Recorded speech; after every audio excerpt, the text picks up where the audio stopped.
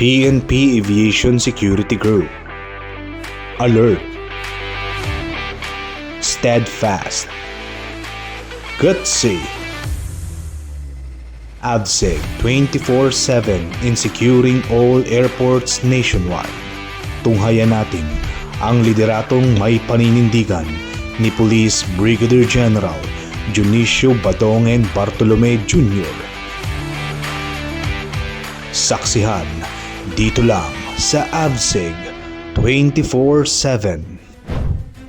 Bilang isang organisasyong nakatuon sa mabilis, tapat at maaasahang paglingkod sa mamamayan, patuloy ang isinasagawa ng PNP Aviation Security Group ang kanilang walang humpay na operasyon upang mapanatili ang seguridad at kaayusan sa mga paliparan sa buong bansa sa pamamagitan ng oplang pamasahing tapat laban sa ilegal na mga nangongontratang taxi at mga kolorom na sasakyan sa paligid ng mga paliparan upang matiyak ang patas at maayos sa serbisyo para sa mga air riding public.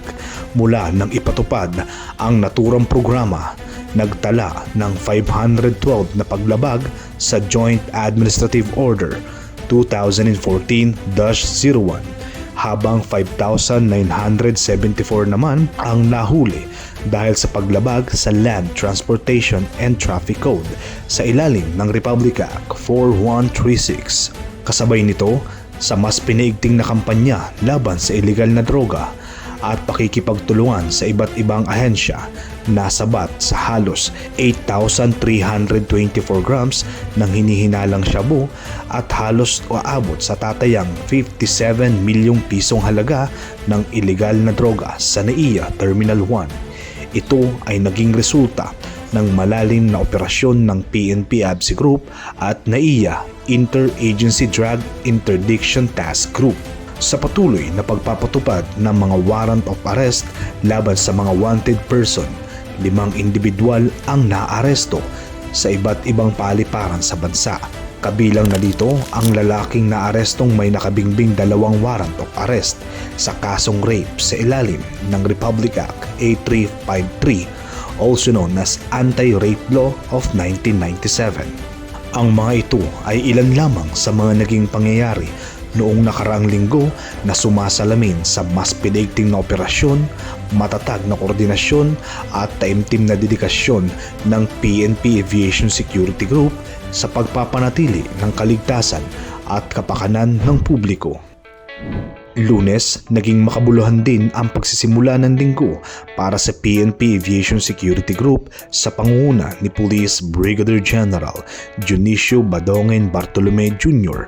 kasama ang iba pang opisyal at personnel ng PNP AVSEG Group para sa Monday Flag Raising Ceremony sa Aviation Security Group Headquarters. Upang mas mapaghandaan ang mga hindi inaasahan pangyayari at kritikal na insidente, binuksan ng PNP AVSEG Group ang Hostage Negotiation Course sa pangunguna ni Police Brigadier General Dionisio B. Bartolome Jr., Director PNP AVSEG Group.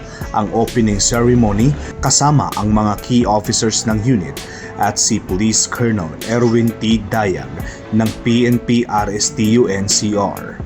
Layunin ng pagsasanay ang palakasin ang kakayahan ng mga tauhan sa crisis negotiation sa pamamahala ng hostage situations at epektibong pagtugon sa mga high-risk incident.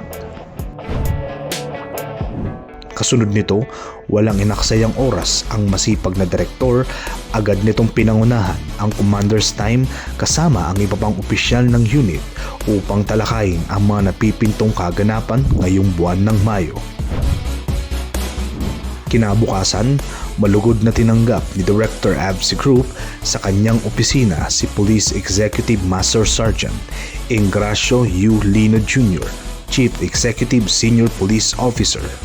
Ang nasabing pagbisita ay upang kumustahin ang mga personnel ng unit at bigyang pansin ang moral and welfare ng mga non-commissioned officers. Sa bagong PNP para sa bagong Pilipinas, serbisyong mabilis, tapat at maaasahan ng publiko sa bawat oras At sa bawat araw, abangan ang mga susunod pang kaganapan hanggang sa muli nating pagsasama sa susunod na linggo ng ABSEG 24/7.